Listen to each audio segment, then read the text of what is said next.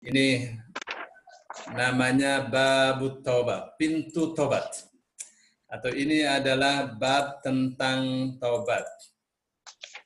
Baik, ulama berbicara tentang taubat banyak ya. Mereka mengatakan taubat itu wajib dari segala dosa. Apabila maksiatnya berkaitan antara hamba dengan Allah Ta'ala, maka dan tidak berhubungan dengan urusan adami, maka ada 3 syaratnya. Pertama adalah ayuqli'a 'anil ma'siyah. Pertama dia mencabut diri dari perbuatan maksiat. Dia cabut saja, lagi berbuat, mau taubat cabut aja udah ditinggal. Yang kedua, dia menyesali akan perbuatannya. Dan yang ketiga, dia berazam. Berazam artinya adalah niat kuat, tekad bulat untuk tidak kembali lagi untuk selama-lamanya. Nah, apabila salah satunya hilang, maka tobatnya dianggap tidak sah. Nah, gitu.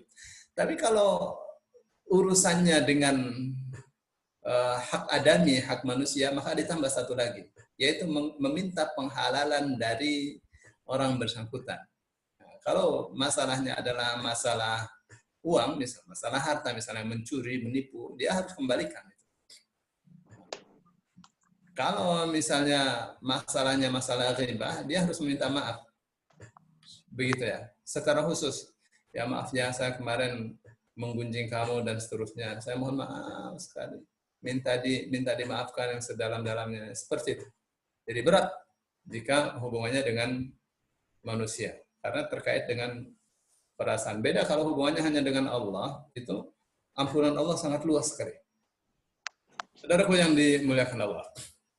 Allah Subhanahu wa taala berfirman, "Wa tubu ilallahi jami'an ayyuhal mu'minuna la'allakum tuflihun." Ya, tobatlah kalian kepada Allah semuanya. Ayyuhal mu'minun, wahai orang-orang yang beriman, la'allakum tuflihun, pasti kalian untung. Pasti kalian sukses. Jadi taubat itu menjadikan kita sukses. Apa itu taubat? Taubat itu kembali kepada jalan Allah Subhanahu wa taala. Hal-hal yang bertentangan dengan jalan Allah, hal-hal yang bertentangan dengan aturan Allah, itu yang menyebabkan kita terganjal dari kesuksesan. Kita kalau mau baca Al-Quran kan baca a'udzubillahi minasyaitonirrajim.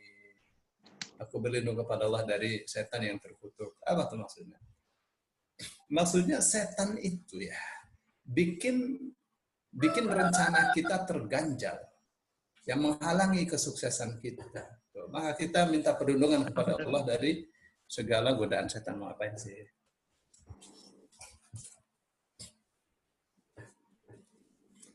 Ya. Baik. Akhirnya banyak hal yang tidak sesuai atau kita tidak berada dalam koridor yang Allah gariskan. Nah, saat itulah kita mesti kembali pada koridor yang Allah gariskan. Ya, saat kita berada dalam koridor yang tidak Allah gariskan, maka kesuksesan itu jauh dari kita. Makanya untuk kita sukses kembali ke jalan Allah. Bapak Ibu bisa lihat ya, adakah perintah Allah kepada manusia yang buruk yang menyebabkan manusia itu terpuruk? Pastilah tidak ada. Semua perintah Allah itu baik, benar. Baik. Jadi Allah perintahkan watubu ilallahi jami'an ayyuhal mu'minuna la'allakum tuflihun. Tobatlah kalian semuanya, wahai orang yang beriman. Tobatlah kepada Allah agar kalian sukses.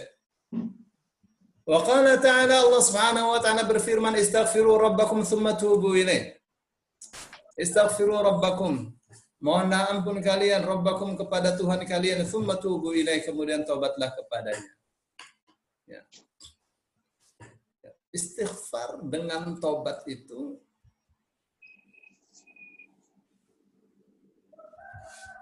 identik. Atau istighfar dengan tobat itu hasilnya atau outputnya satu. Istighfar dengan tobat itu itu identik. Nah, istighfar, taubat dengan takwa itu identik. Sama, istighfar itu bagian dari takwa. Hasilnya sama. Taubat dengan takwa hasilnya sama. Apa hasilnya? Hasilnya istighfar. Apa hasilnya taubat? Apa hasilnya takwa? Hasilnya adalah seperti yang Allah katakan, "Wa may yattaqillaha yaj'al lahu makhraja." Siapa yang takwa kepada Allah, Allah akan berikan untuknya jalan keluar. Wa yarzuqhu min haitsu la yahtasib, dan Allah akan berikan dia anugerah rezeki dari arah yang tidak diduga-duga. Itu tuh outputnya, hasilnya orang bertakwa. Ya, dari segala permasalahannya Allah kasih jalan keluar. Allah kasih rezeki dari arah yang tidak ia pernah duga. Nah, sementara istighfar, Rasul sallallahu alaihi wasallam mengatakan,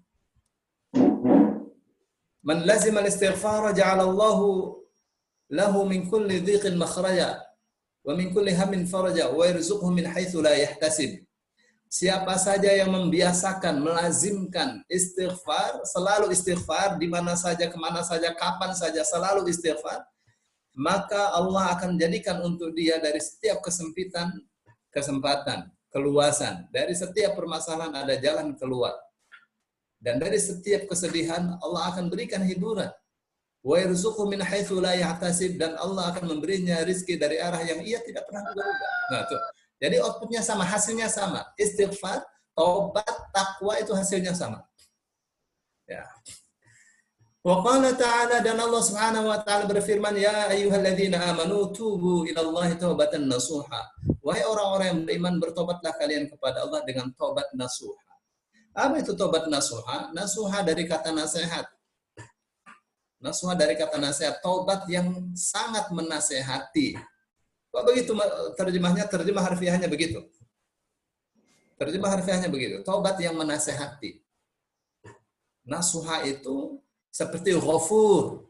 Ghafur, maha pengampun. Nasuh, maha penasehat. Jadi bagaimana taubat?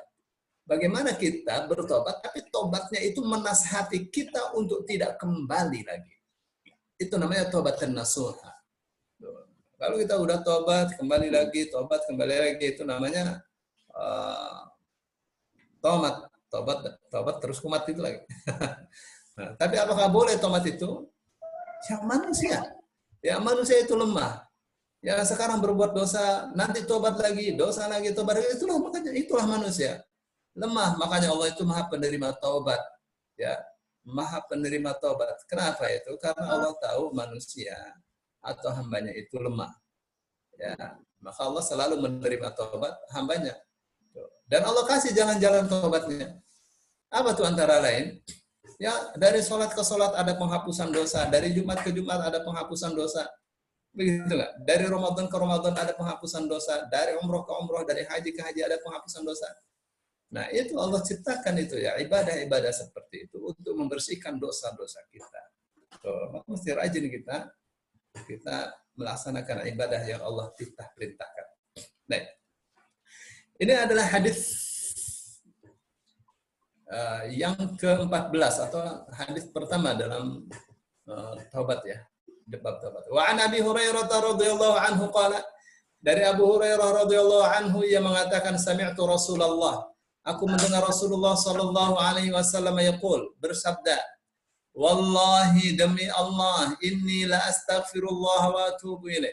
Sesungguhnya aku benar-benar memohon ampun kepada Allah dan aku bertobat kepadanya fil yaumi, dalam sehari, akthar min 70 marratan. Lebih dari 70 kali. Rahul Bukhari, hadisnya diriwayatkan oleh Bukhari. Dari Akhar bin Yasar al-Muzanni radhiyallahu anhu qala Rasulullah sallallahu alaihi wasallam bersabda, ya ayuhan nas, wahai manusia semua, tubu ilallah, taubatlah kalian kepada Allah, wastaghfiruh, dan mohonlah ampun kepadanya, fa inni atubu fil yaumi mi'ata marrah. Karena saya sendiri taubat kepada Allah dalam sehari 100 kali. Rawahu Muslim, hadisnya diriwayatkan oleh Imam Muslim. Ini kan Adila Pepe. Wah, itu ada pendatang baru tuh, Adila Pepe, seneng. Baik. Um, ini adalah tips ya. Ini adalah tips atau cara bagaimana bagaimana Rasulullah Shallallahu Alaihi Wasallam memberikan contoh kepada kita bahwa dirinya senantiasa istighfar mohon ampun kepada Allah. Padahal Rasulullah Shallallahu Alaihi Wasallam tidak ada berbuat dosa. Lihat. Rasulullah Shallallahu Alaihi Wasallam tidak ada berbuat dosa. Tapi Rasulullah Shallallahu Alaihi Wasallam katakan, demi Allah, saya ini tidak kurang dari 70 kali istighfar dan taubat kepada Allah dalam setiap hari. Lalu Rasul Shallallahu Alaihi Wasallam dalam kesempatan yang lain, beliau kasih nasihat, wahai manusia semua, hai semua manusia masyarakat, taubatlah kepada Allah. Taubatlah kalian kepada Allah. Saya sendiri taubat kepada Allah dalam sehari 100 kali. Bagaimana itu prakteknya? Prakteknya baca istighfar. Astagfirullah, astagfirullah, astagfirullah. Ya, cepat kan? Kalau 100 kali mah cepatlah. Cepat sekali. Ya, paling 1 menit ya. Astagfirullah, astagfirullah, 2 menit lah. Ya, sebentar sekali. Kalau astaghfirullahaladzim, astaghfirullahaladzim, astaghfirullahaladzim wa atubu ilaih. Itu namanya istighfar sama taubat. Astaghfirullahaladzim wa atubu ilaih, astaghfirullahaladzim wa atubu ilaih. Jangan kurang dari 70 kali. Gitu ya. Nah,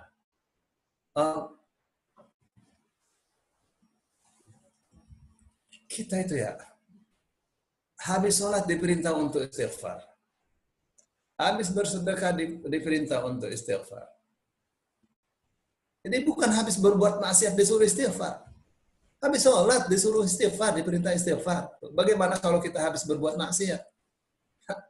Lihat, luar biasa nih ajaran Islam. Kenapa? Karena orang beribadah bisa jadi ada celah. Orang berbuat baik bisa jadi ada tersembul ria dalam hatinya. Maka kita senantiasa diperintah untuk istighfar, untuk bertobat. Minimal diucapkan di lidah sehari 70 kali. Rasulullah SAW katakan, saya selalu lebih dari 70 kali. Maka hadis berikutnya menerangkan Rasulullah SAW istighfar itu sebanyak 100 kali. Ini tips dari Rasulullah SAW.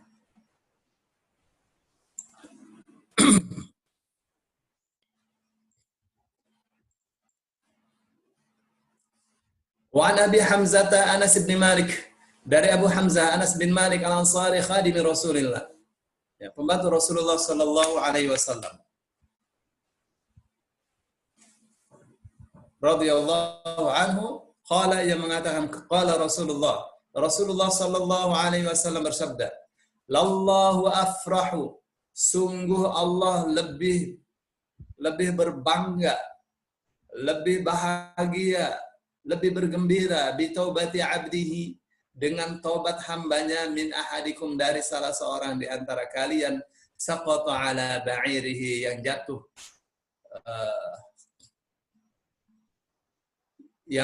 jatuh dari kendaraannya, wa qad adallahu fi ardi falatin, dan waqad adallahu fi ardi falatin, dan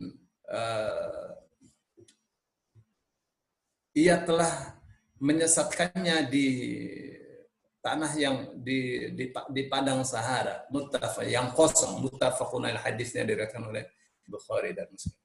Wa fi riwayatin Muslim, dalam riwayat Muslim, Allah asyaddu farahan bi taubati 'abdihi hina yatubu ilaihi min ahadikum kana ala rahilatihi bi ardi falatin.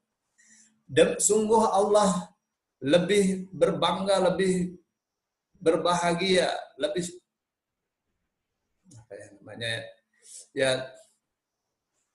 lebih bergembira dengan taubat hambanya ketika ia bertobat kepada Allah dibanding daripada salah seorang di antara kalian yang tadinya di atas kendaraannya yang berada di tanah yang kosong.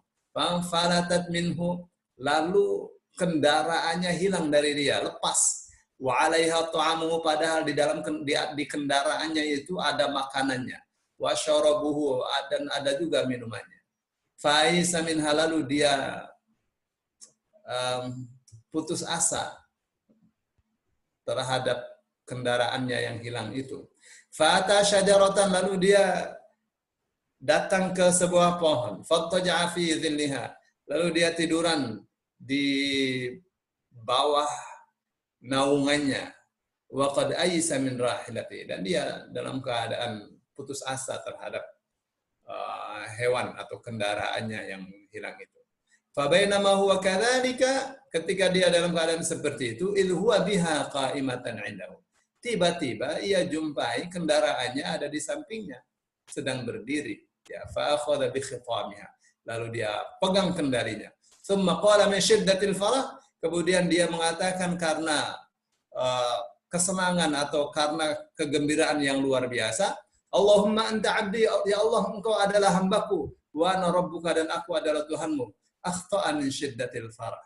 Ya, keliru karena kegembiraan yang luar biasa. Baik. Bisa difahami ya dari hadis ini. Apa katanya?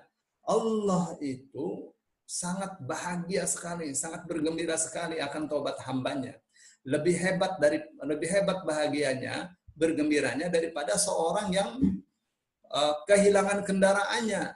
Dia berada di tempat atau berada di sebuah daerah yang tidak ada penduduk di situ, di padang Sahara. Kendaraannya berupa hewan, berupa unta, itu lepas dari dia, makanannya di situ, minumannya di situ. Putus asa dia, nyarinya bagaimana? Mau tanya kepada siapa? Akhirnya dia karena putus asa, dia cari pohon, tidurlah di bawah naungan pohon itu. Aduh, dia sudah putus asa, gimana nih, bisa mati. Makanan minuman di situ, mau cari minuman di mana? Dulu itu, zaman itu nggak kebayang di mana ada sumur, di mana ada sungai, padang Sahara.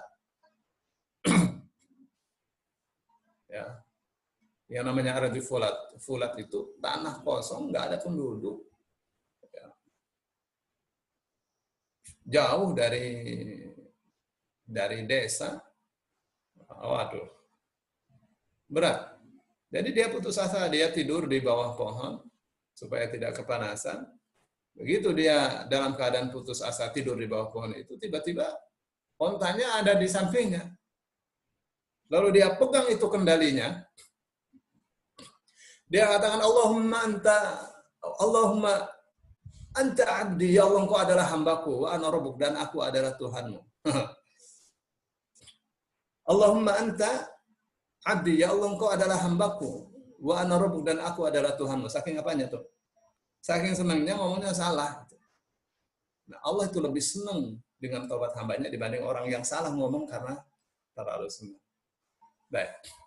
Jadi orang yang bertobat itu disayang oleh Allah Subhanahu wa taala. Maka at-taibu kaman la dzamba lahu. Orang yang bertobat itu seperti orang yang tidak pernah berbuat dosa. Jadi dihapus dosanya. Orang bertobat. At-taibu kaman la dzamba lahu. Seperti orang yang masuk Islam ya. Berpuluh-puluh tahun dia dalam keadaan kafir. Umur 70 tahun baru masuk Islam dia. Itu dosa dia yang berpuluh-puluh tahun itu dihapus. Al-Islamu yajubbu ma qablahu. Islam itu menghapus dosa sebelumnya. Baik. Ya, bagaimana ampunan Allah luasnya. Baik. Waktunya singkat sekali ya. Wa Abi Musa Abdullah bin Qais al-Asy'ari, dari Abu Musa Abdullah bin Qais al-Asy'ari radhiyallahu anhu anin Nabi dari Nabi sallallahu alaihi wasallam. Qala, ia mengatakan, ia bersabda, Inna Allah Ta'ala yabsutu yadahu bil-laili liyatuba musii'un nahar. Sesungguhnya Allah membentangkan tangannya di waktu malam. Bil-laili ini maksudnya malam secara keseluruhan. Kapan itu? Dari maghrib sampai subuh. Ya, dari terbenam matahari sampai terbit fajar. Kok bisa begitu tafsirannya? Iya. Dari mana tahu? Dari al ini. Al itu artinya secara keseluruhan. Bilaili secara keseluruhan malam. Ya. Sesungguhnya Allah Subhanahu wa taala membentangkan tangannya ya, pada seluruh malam. Liyatuba musii'un nahar, agar bertobatlah orang yang berbuat dosa di waktu siang. Wa yabsutu yadahu bin nahar, dan Allah membentangkan tangannya di siang hari secara keseluruhan. Liyatuba musii'ul laili, supaya orang yang berbuat dosa di waktu malam bisa bertobat. Hatta tatlu'a asy-syamsu min maghribiha, sampai matahari terbit dari barat. Rawahu Muslim, hadisnya diriwayatkan oleh Imam Muslim. Jadi Allah Subhanahu wa taala tidak pernah menutup tangannya untuk menerima tobat hambanya. Sampai kapan itu? Sampai matahari terbit dari barat. Apa itu maksudnya? Kalau matahari sudah terbit dari barat, tidak ada yang namanya tobat, nggak bisa orang tobat. Ya, kemarin saya kisahkan bahwa iblis itu dia menangis meraung-raung, bersujud lama sekali, basah pipinya oleh air matanya, bersujud kepada Allah minta ampun. Ya, anak-anak dan cucu-cucunya bertanya, "Kakek, kenapa kok menangis? Belum pernah kita melihat kakek berdoa, apalagi menangis, berdoa sambil menangis." Apa katanya? "Ya, anakku saya, ya cucu-cucuku saya sudah minta tangguh kepada Allah. Rabbi anzirni ila yaumi yub'atsun." Ya Allah, tangguhkanlah aku, jangan kau matikan aku sampai manusia dibangkitkan. Kiamat dulu manusia dibangkitkan, baru matikan aku. Itu maunya siapa? Maunya iblis. Lalu Allah mengatakan, qala innaka minal munzirin. Kamu termasuk yang diberi tangguh. Ila yaumil waqtil ma'lum, sampai hari waktu yang diketahui. Lalu iblis mengatakan, inilah yaumil waqtil ma'lum. Inilah hari di mana waktu sudah diketahui. Kapan itu? Ketika matahari sudah terbit dari barat. Artinya apa?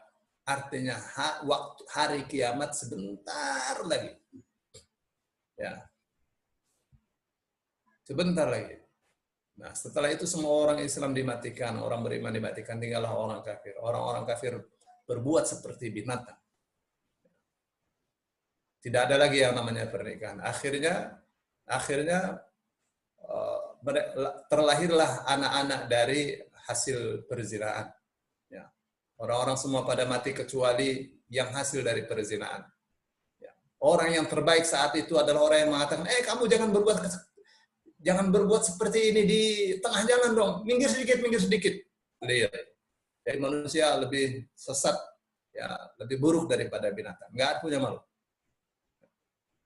Sekarang kelihatannya sudah ada juga seperti itu ya, manusia yang bejat luar biasa, yang sudah mereka nggak malu lagi kelihatan auratnya secara keseluruhan, telanjang bulat, berjamaah. Ya, nggak tahu malu. Ya, sebagian besar tanda-tanda akan terjadi kiamat sudah ada ya.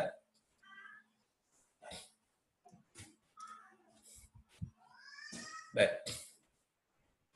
Jadi sebelum matahari terbit dari barat, tobat umat manusia itu bisa diterima oleh Allah Subhanahu wa taala. Tapi kalau sudah terbit dari barat, ya, tertutuplah pintu taubat.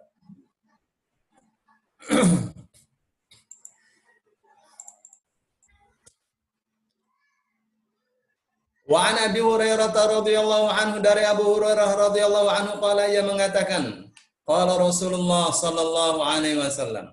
Rasulullah sallallahu alaihi wasallam bersabda, man taba qabla an tatlu'a asy-syamsu min maghribiha taballahu alaihi. Siapa yang bertobat sebelum matahari terbit dari barat, maka Allah akan terima tobatnya. Rawahu Muslim.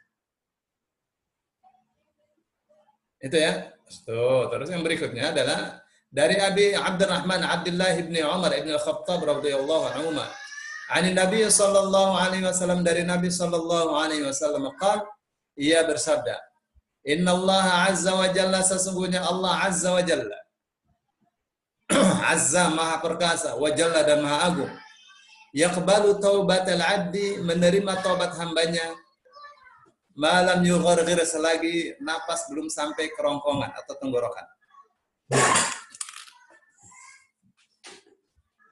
Bapak lagi ngajar, tolong dong suaranya. Tolong banget.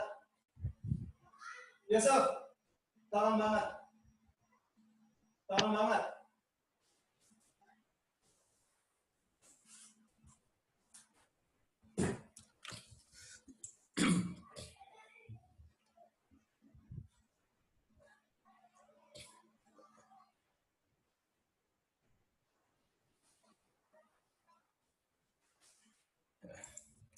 Jadi ini yang menyebabkan kenapa Fir'aun tidak diterima tobatnya.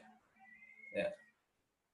Fir'aun itu mengatakan, amantu bima amanat bihi Banu Israel. Lalu Allah katakan, alan wa kunta minal kadhibin. Sekarang kamu baru bertobat.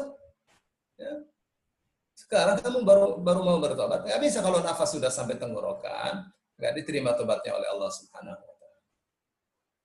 Nah, kenapa? Karena kalau nafas sudah sampai tenggorokan, itu dia melihat kematian. Ya. Dia melihat, ya, malaikat ada di samping kanan kirinya. Dia melihat, waduh, udah, pokoknya orang kafir pun pengennya beriman. Tapi sudah nggak bisa kalau nafas sudah sampai tenggorokan. Nah, kenapa? Karena kalau nafas sudah sampai tenggorokan, itu yang disebut yakin. Maka Allah katakan, wa'bud rabbaka hatta ya'tiyakal yaqin. Sembahlah Tuhanmu sampai keyakinan datang. Maksudnya karena keyakinan datang itu kematian datang. Kenapa? Kalau kematian datang, semua yakin melihat. Yakin akan adanya Allah Subhanahu wa Ta'ala. Sampai orang sekafir, sekeras apapun kekafirannya, dia akan melihat. Bahkan ruh yang sekarang kita tidak lihat akan terlihat. Bapak Ibu yang dimuliakan Allah, ini masih ada waktu 18 menit lagi. Barangkali ada yang mau bertanya, silakan. Sebelum kita teruskan di hadis yang berikutnya. Boleh, Ustaz. Silakan. Tadi kaitan dengan yang perjinahan. Kan sekarang suka ada yang punya anak di luar nikah karena zina. Yeah. Nah, itu di kita kan tidak ada hukum rajam. Nah, untuk bertobatnya seperti apa? Misalnya dia sudah bertobat, terus kemudian dia melakukan amalan-amalan yang ini-ininya, tapi apakah sudah diterima itu tobatnya?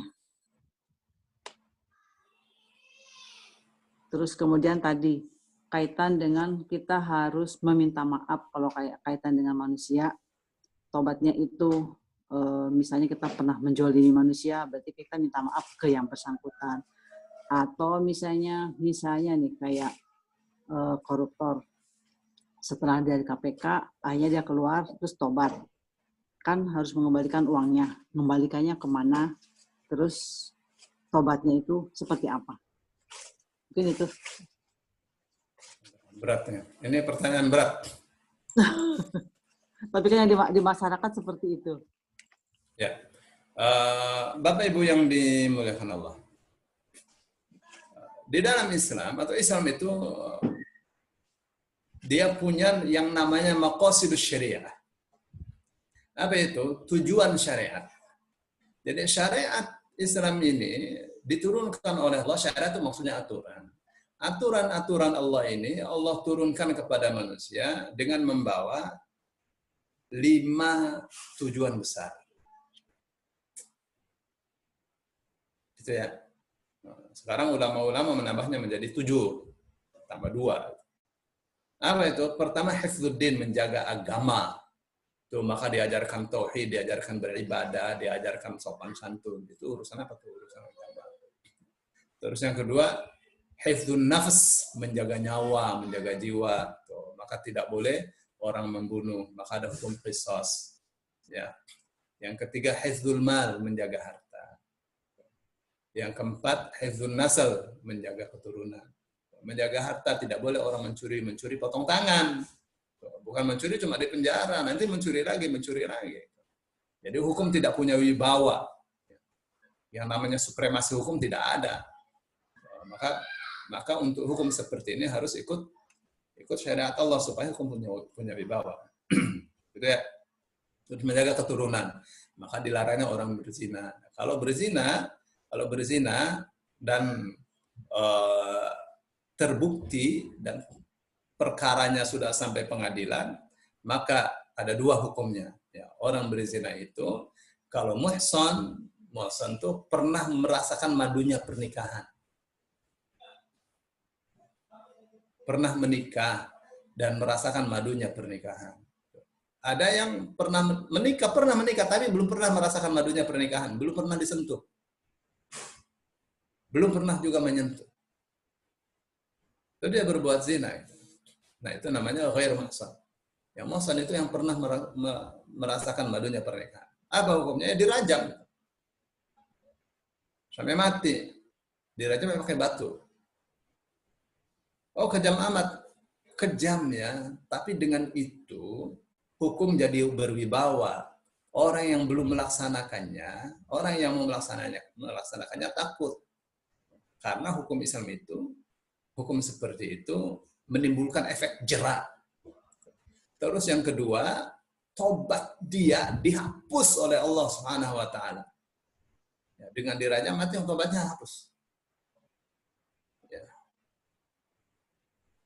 Nah, kalau perkaranya itu tidak sampai ke pengadilan, itu urusannya antara dia dengan Allah Subhanahu wa taala. Ya. Yang kedua yang ghairu muhsan, yang anak-anak remaja, sekarang anak-anak SD sudah melakukan, Bu, kelas 4, kelas 5 sudah seperti itu, Masya Allah. Benar-benar ya, zaman sudah linglung, ya, ini zaman sudah pikun, ya, masih kecil sudah melakukan itu. Ya, kenapa? Karena orang tua yang salah ya, kasih suguhan kayak gitu. HP diberikan, ya, dikasih fasilitas internet, buka-buka dia. Ya. Nah, untuk mereka yang ghairu muhsan ini, belum pernah merasakan madunya pernikahan ini, dan terbukti dia di pengadilan bahwa dia ini telah melakukan perbuatan cabul, maka hukumnya dicambuk 100 kali dan diasingkan 1 tahun. Gitu. Nah, sekarang ya, begitu ketahuan anaknya hamil, dicari siapa ini? Mana pacar kamu? Dihadirkanlah pacarnya, terus dinikahkan. Ya begitu. Ya, orang tua kalau mau ya punya anaknya yang pernah menodai, punya menantu yang pernah menodai anaknya. Ya keliru. Di dalam Islam itu orang yang hamil tidak boleh dinikah. Haram hukumnya, tidak sah pernikahannya. Kenapa? Karena orang hamil itu ada beberapa keadaan. Pertama, dia hamil karena punya suaminya. Punya suami. Gitu kan? Entah dalam keadaan suaminya masih ada, tapi sedang tidak di tempat, atau suaminya sudah mencerainya, atau suaminya meninggal. Nah, kalau tidak karena itu, maka dia hamil karena perzinaan. Hukumnya zina. Jadi kalau punya suami, pasti kan dilarang untuk menikah. Haram hukumnya. Tidak ada poliandri dalam Islam.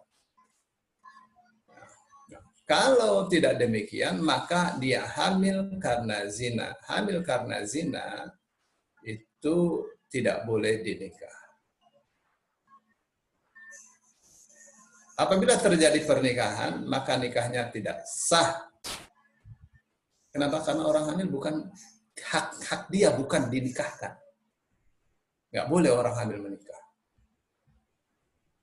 Oh itu Ustaz, untuk orang yang sudah punya suami. Ya, kalau nggak punya suami berarti dia zina. Kalau zina dia mesti dirajam. Oh ini belum pernah menikah. Ya udah dicambuk 100 kali. Kapan dicambuknya? Lagi hamil dicambuk? Enggak, entar. Dicambuknya kalau anaknya sudah terlahir. Baru dicambuk. Gitu ya, karena lagi hamil enggak ada. Kenapa? Karena bisa menyebabkan kegugurannya. Ya. Keguguran anaknya ya, atau janinnya. Begitu deh Bu. Jadi jangan anak dinikahkan dalam keadaan hamil. Enggak sah pernikahannya. Nanti hubungan dia dengan suaminya itu adalah hubungan perzinahan. Ya. Itu ya. Terus bagaimana tobatnya orang yang seorang koruptor? Karena harus mengembalikan uangnya. Ya kembalikanlah uangnya. Kembalikan ke negara. Ini korupsi akan ke negara itu. Kembalikan ke negara. Oh sudah terbagi ke anak cucu segala, kembalikan. Oh, daripada susah nanti di akhirat. Nggak ada jalan lain. Mesti dia kembalikan. Berapa dia korupsi, kembalikan. Oke, itu kalau mau selamat di akhirat.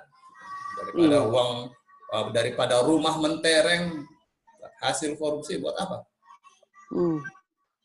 Gitu, Bu? Iya. Ya. Ada lagi pertanyaan, silakan. Ya, syukran, Ustaz. Afwan. Masih ada 9 menit, silakan. Kalau tidak, saya mau bacakan lagi hadisnya. Lanjut. Ya, karena ini Bu kayak pesantren, baca hadisnya sambil lari ya, supaya dapat banyak. Iya. Ya. Baik.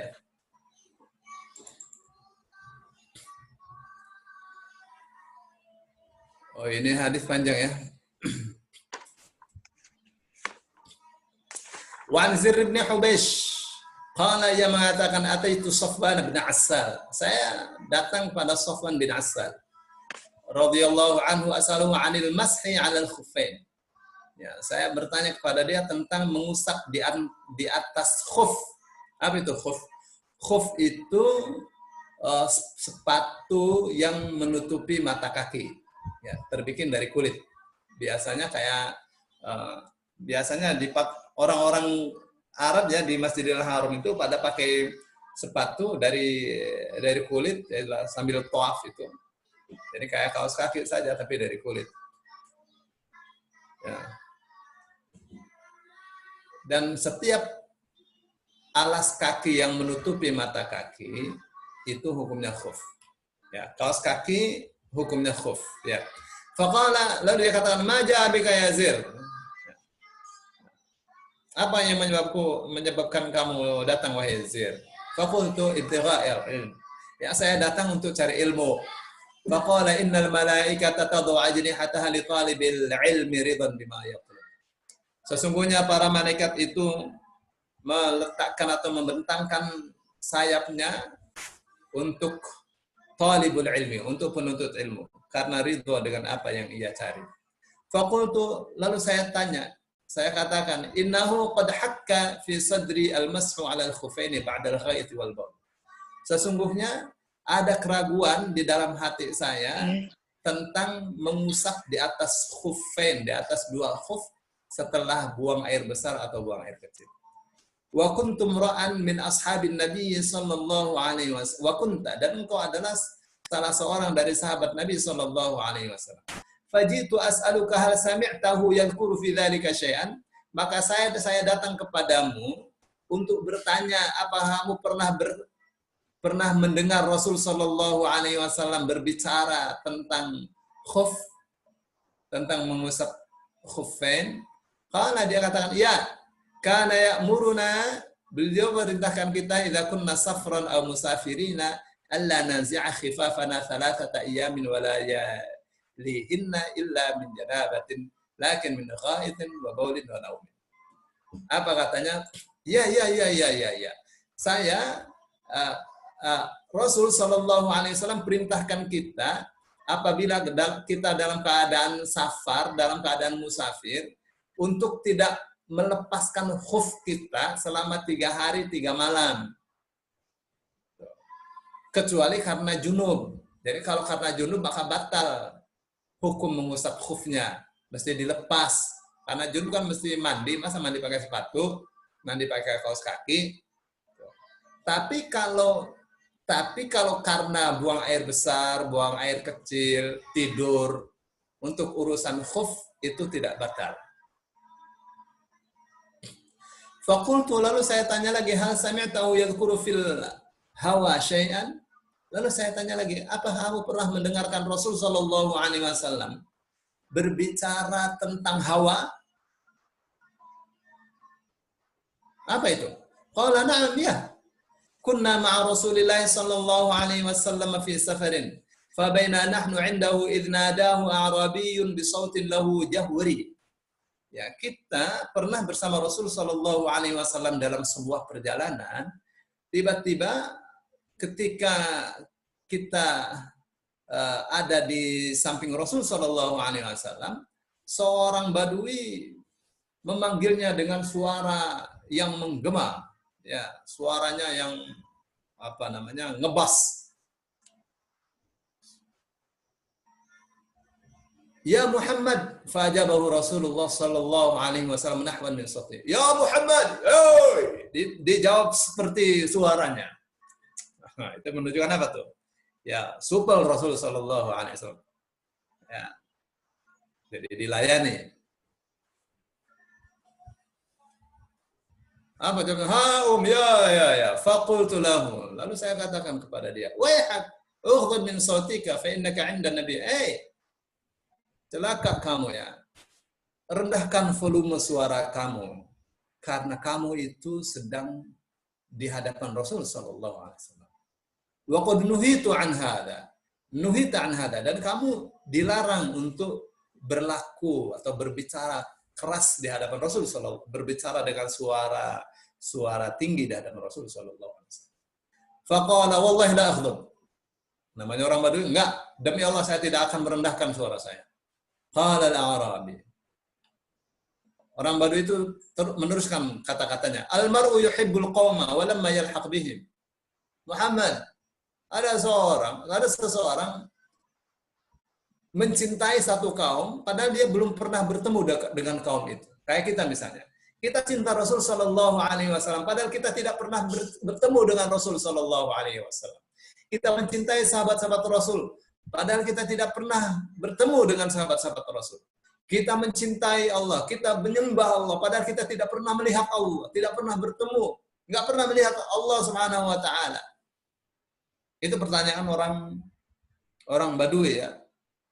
Ya Rasulullah, seorang mencintai satu kaum, walamma yalhaq bihim, padahal dia belum pernah bertemu dengan mereka. Kayak kita mencintai keluarganya Rasul Shallallahu Alaihi Wasallam, sahabat-sahabatnya, mencintai juga pastilah mencintai Rasul Shallallahu Alaihi Wasallam. Makanya kita mempelajari Quran, belajar hadis karena cinta kita kepada Rasul Shallallahu Alaihi Wasallam. Meskipun kita tidak pernah melihat wajahnya. Apa jawabnya? Qala Nabi Shallallahu Alaihi Wasallam. Nabi Muhammad Shallallahu Alaihi Wasallam bersabda, "Al-mar'u ma'aman ahabba yawmal qiyamati." Seseorang akan atau bersama orang yang ia cintai di hari kiamat. Ya, seseorang akan bersama yang dicintainya di hari kiamat. Kita mencintai Nabi Muhammad SAW. Nanti hari kiamat kita bersama Nabi. Amin. Amin, amin, amin. Amin, amin ya Rabbal. فما زال يحدثنا حتى ذكر بابا من المغرب مسيرة عرضه أو يسير الراكب في عرضه 40 أو 70 عاما.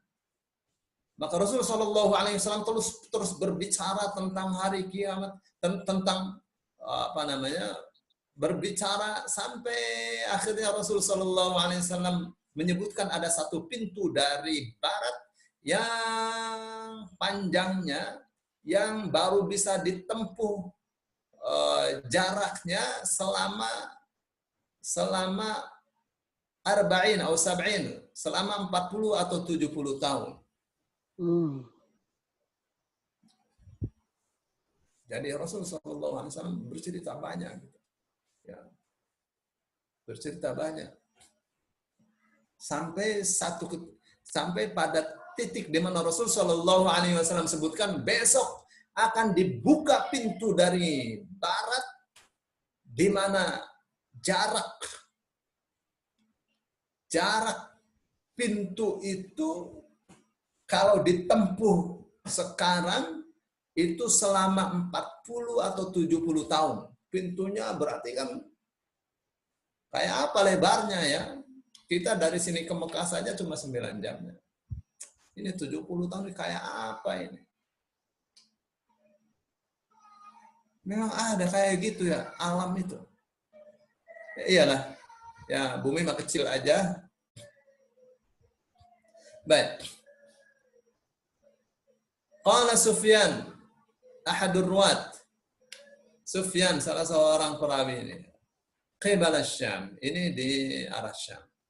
Khalaqahullah ta'ala yawma khalaqas samawati wal ardu maftuhan lit-taubati. Allah ciptakan pintu itu pada saat Allah telah ciptakan langit-langit dan bumi, maftuhan, terbuka, lit-taubati, untuk taubat. La yughlaqu hatta tatlu'a asy-syamsu. Tidak ditutup sampai matahari terbit minhu dari barat. Oke. Ini sudah coba tekan nih. Sudah lewat ya, jam 6.31. Baik. Ini hadis ini isinya minimal ada 4 ya. Pertama tentang hukumnya, kalau diambil pelajarannya banyak ya. Pertama ya, tabi'in itu selalu bersemangat untuk mencari ilmu. Mereka mencari seorang sahabat, ya, karena sahabat itu pernah melihat dan mendengar Rasulullah Shallallahu Alaihi Wasallam. Ini dia datang kepada Sofwan bin Asal, Zirn ya. Terus ditanya, kamu ada apa datang kemari? Dia bilang, saya mau cari ilmu. Terus dihibur ya oleh Sofwan bin Asal. Dia katakan, malaikat itu membentangkan sayapnya untuk orang yang menuntut ilmu karena suka, karena ridho dengan apa yang ia cari. Dia bilang, saya mau bertanya tentang khuf karena saya ragu ya. Saya habis buang air, apa khuf saya ini dilepas, saya batal atau gimana?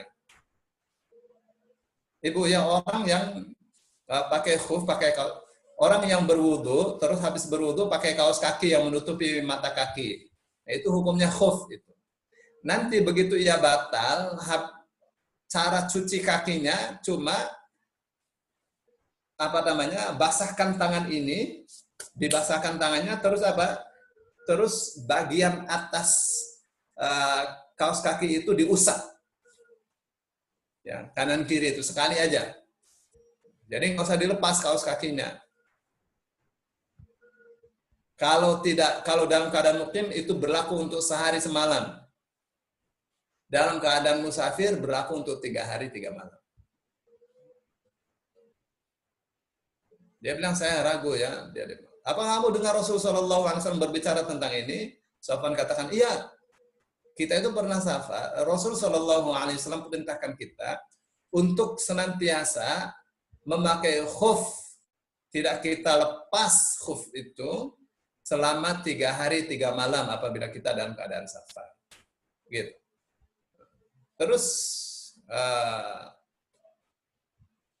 dia tanya lagi, apakah kamu pernah mendengarkan Rasulullah SAW berbicara tentang hawa?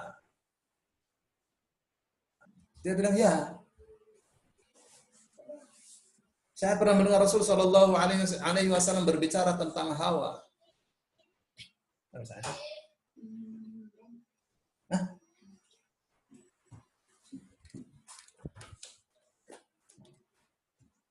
Nggak ada di Mamas, Mbak. Di Mamas nggak ada di situ.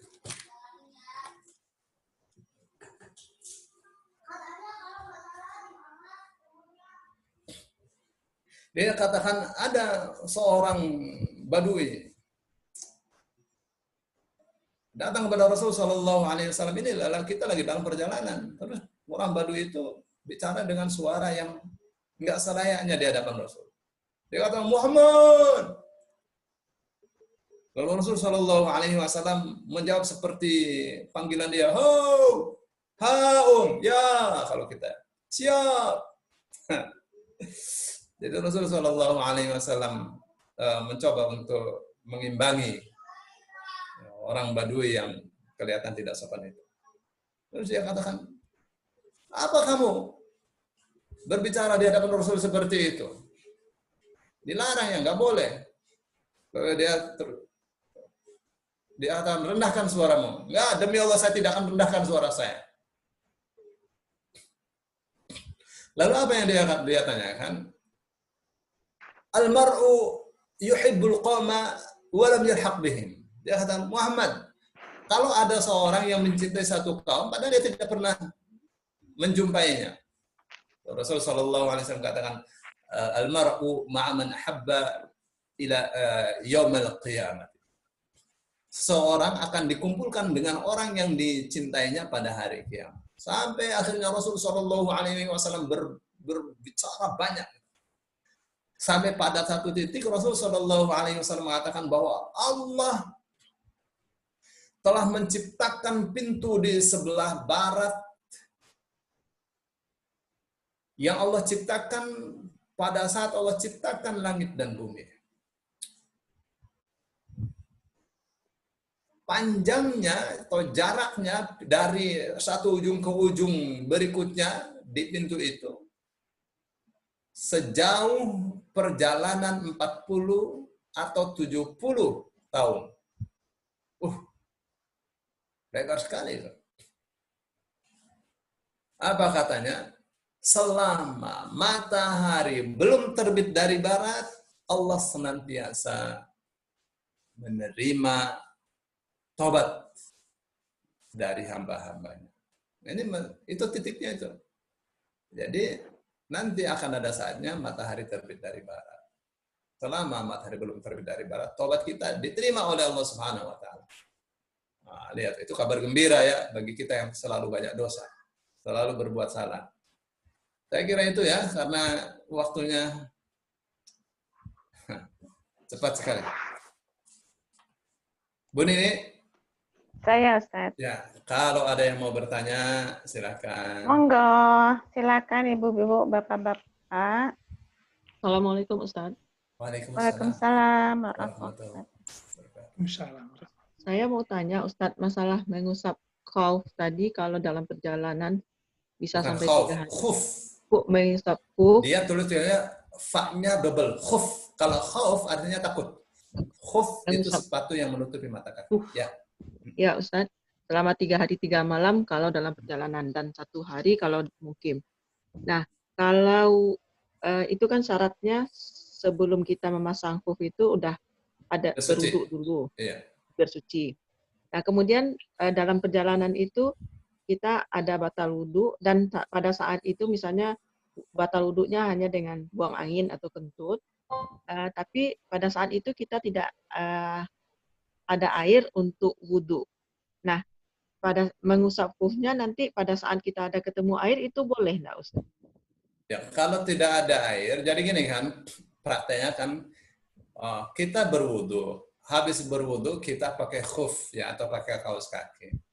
Nah, selama kita tidak terkena tidak junub, maka kita boleh berwudu saat cuci kaki, cuma usapkan bagian atas saja, usapkan tangan kita yang basah itu ke bagian atas khuf ya atau kaos kaki. Ya. Berapa lamanya untuk orang yang safar 3 hari 3 malam. Yang nggak batal dengan dia tidur, buang air besar, buang air kecil. Batalnya kalau janabah, kalau junub. Nah, sekarang ya masalahnya yang ditanyakan sama Ibu Nova itu, dia sudah pakai khuf, tapi di perjalanan tidak jumpai air. Bagaimana tuh? Ya pasti kan tayamum, gitu nggak? Nggak ada air tayamum, nggak ada hubungannya dengan khuf lah tayamum. Gitu gak? Begitu ada air, apakah mesti usap khuf? Ya enggak. Setelah tayamum misalnya kita sholat, begitu ada air, apa kita harus sholat lagi? Ya enggak. Kenapa? Karena sholat yang pertama sah, tidak perlu diulang. Ya ada 2 orang sahabat Rasul Shallallahu Alaihi Wasallam. Ya, di tengah perjalanan, Itu ya. ya,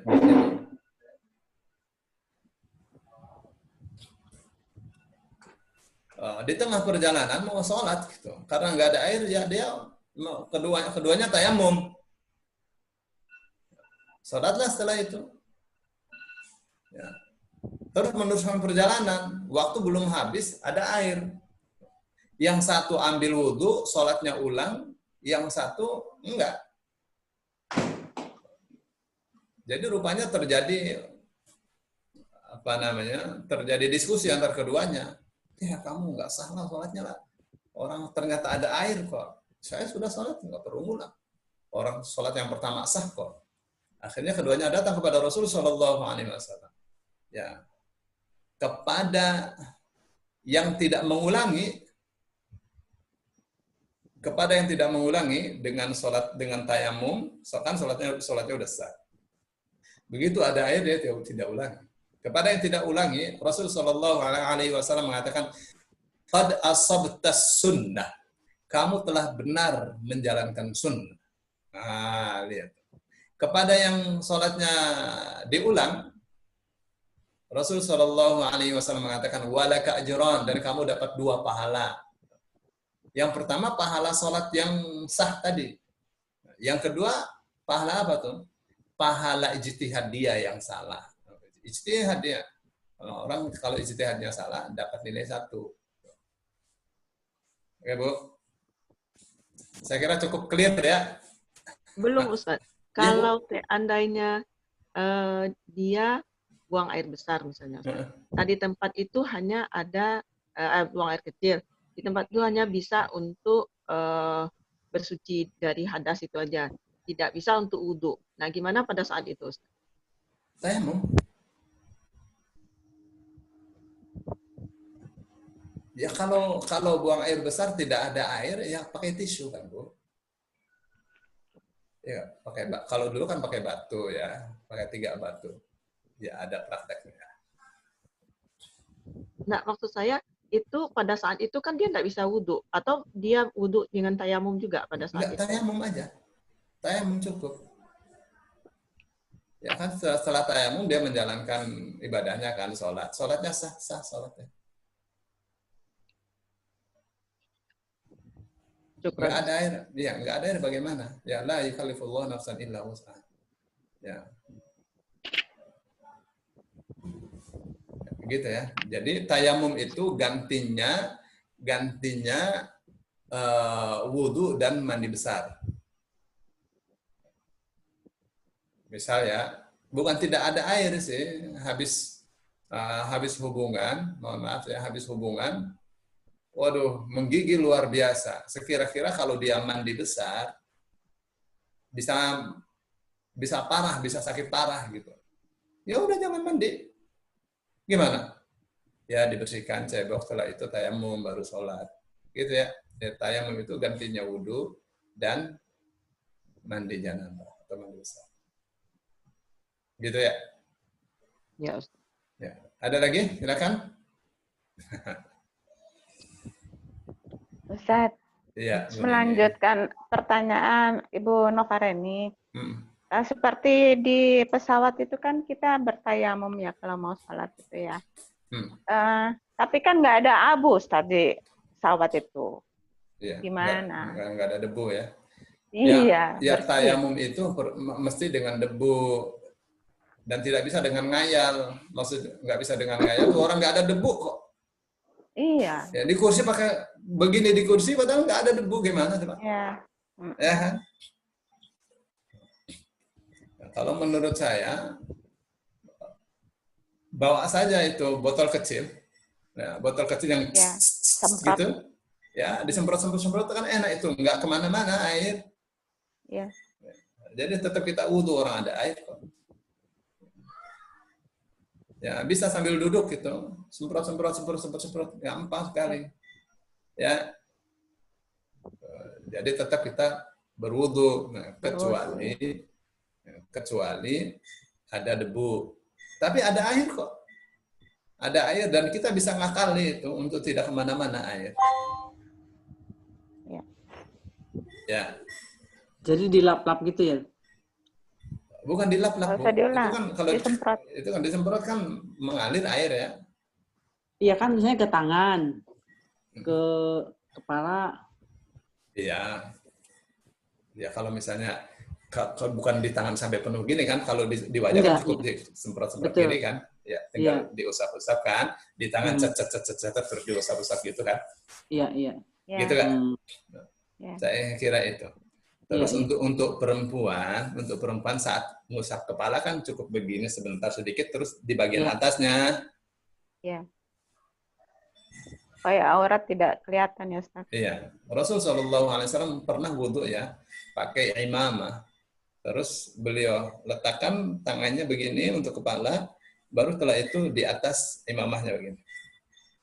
Ya, sekali. Nah, ini petunjuk juga untuk kaum ibu ya. Saya kira itu deh, Bu Nini. Sama saja. Ya, kumaha Bu Iis? Cekak, Pak. Ayat pertanyaan? Ada. Ya. Hayo atuh. Ya, Marangga tuh. Ustadz, menindaklanjuti yang tadi Ibu yang bertanya. Ternyata misalkan dia hamilnya misalkan dia sedang dikawinkan ya, karena di luar nikah itu dikawinkan resmi, karena ada kan banyak di masyarakat ya. Ternyata karena untuk menyelamatkan si bayi, apa kalau sudah lahir harus ditikah lagi atau gimana? Begini ya, untuk pendidikan masyarakat, orang hamil jangan dinikahkan. Kenapa? Karena kalau terjadi begitu, nanti akan terjadi kekurangan ajaran yang berlanjut. Nanti anak-anak pacaran, nggak boleh sama bapaknya ya, kita hamil aja. Nanti begitu deh, Bu. Kalau sudah hamil juga boleh. Gitu, anaknya mesti dididik dengan baik. Ya, masyarakat ini mesti dididik dengan baik. Mesti dikasih tahu hukum Islam.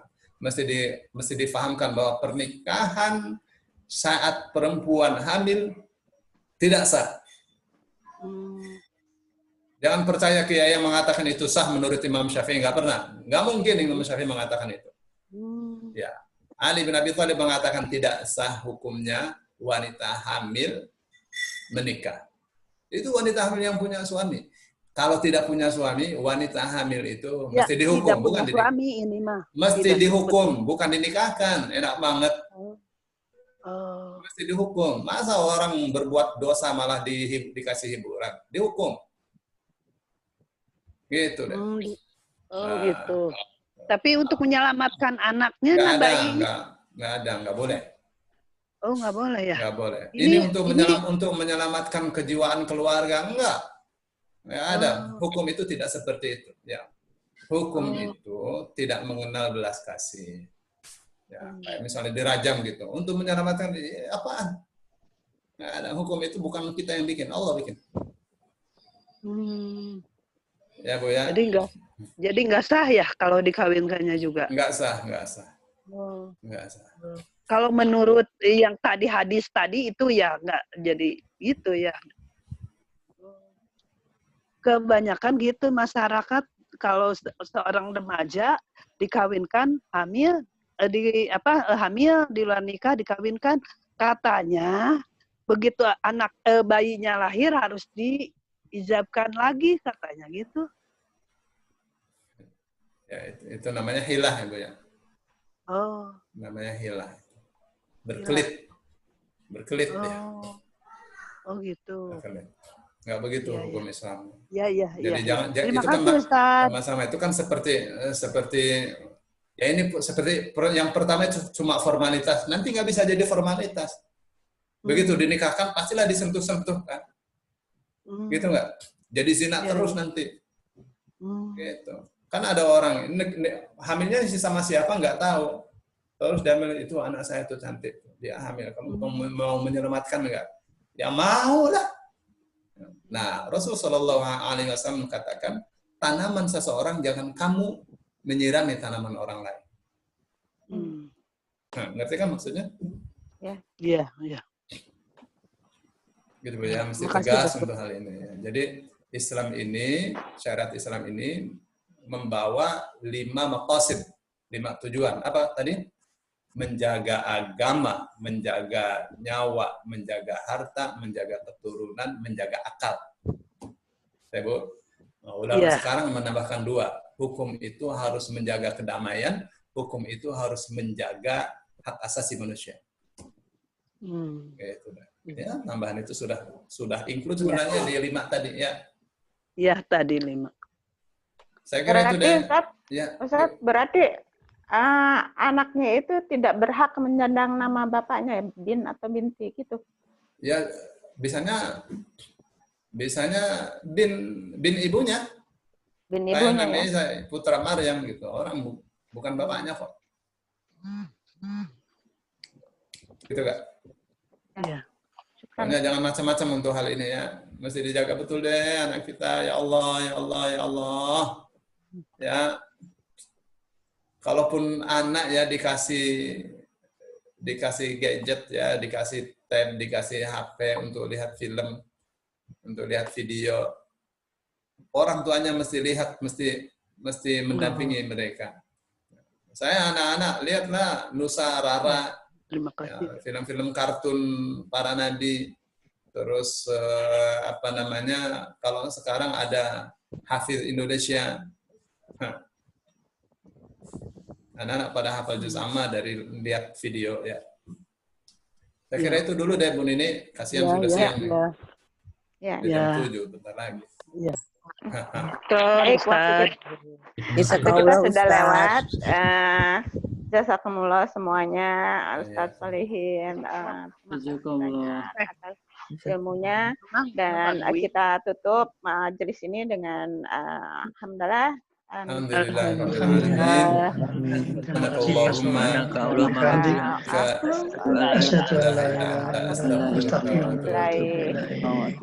warahmatullahi wabarakatuh. Waalaikumsalam warahmatullahi wabarakatuh. Permisi, saya tutup ya. Ya, Pak Farid. Terima kasih.